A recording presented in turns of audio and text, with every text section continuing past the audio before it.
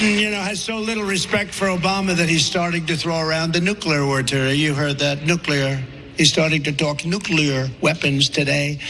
I was waiting for that to happen, but we have a fool as a president. He said, we will never leave until there is complete and total victory. We might be there for a long time. I know you have endorsed Mr. Trump. He seemed there to confuse Biden for Obama. He also suggested that there were US troops serving in Ukraine. Are you comfortable about his mental fitness? Yes. Compared to the current president, 110%. And as your polling shows, I think the American people have real concerns where President Biden is with regard to his fitness for office, particularly his mental acuity, and relative to President Biden or relative to former President Trump. I don't even think it's a close call when you see the two in action. But to be clear, there are no US troops serving on the battlefield in Ukraine. There are military advisors. There aren't troops, correct? No, but look, the other thing that... Okay, because some within your party believe that. And that was what he suggested there. I would go back to who is demonstrating more mental fitness to be the president. Yeah, and what I'm saying is that it's not as clear as you'd like to pretend that it is, because again, Obama is not president. I was pretty sure, I checked it, and now I'm like 99% sure that Obama is not president. And more importantly, you should be president, John. I have a grasp of the facts compared that's to incredible. him.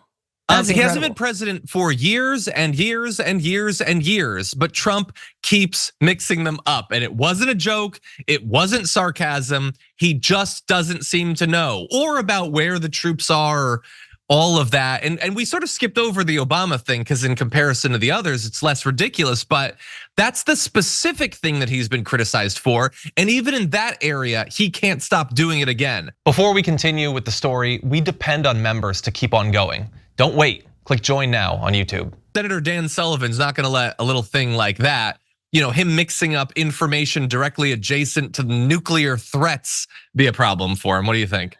I think, yeah, like they both have different types of brain rot, but it is ridiculous to try to distract from your candidate who you fully and wholeheartedly endorse by saying, look at the other guy. That's not the question. The question is your guy, right? Like I think this is, what kind of state are we in when we're like, gee, who has less early onset like dementia? That's who we want to be president. This is a bad look for everybody involved.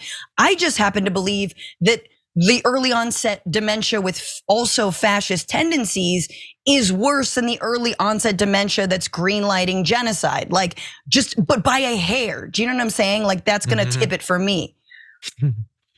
Yeah, look, as you said earlier in the show, we ended up with what we ended up, or at least what we're on track to end up with.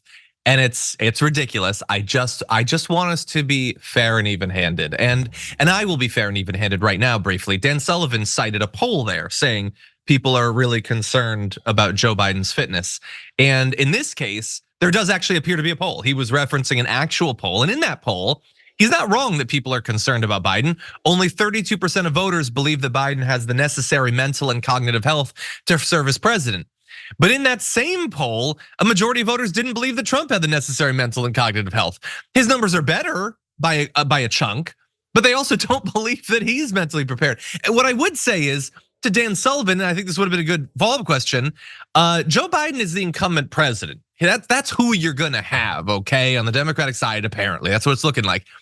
Trump doesn't have to be the nominee. Nikki Haley's running against him. Like you're saying, I'm okay with his mental state in comparison to Joe Biden, but what about in comparison to Nikki Haley or Ron DeSantis or Mike Pence or any of the many others that you could have endorsed but chose not to? You endorsed the Venezuela guy. You chose to do that. So anyway, it's a weird direction, and I'm not surprised that he's sticking to his guns, his demented guns, but it doesn't make him look great.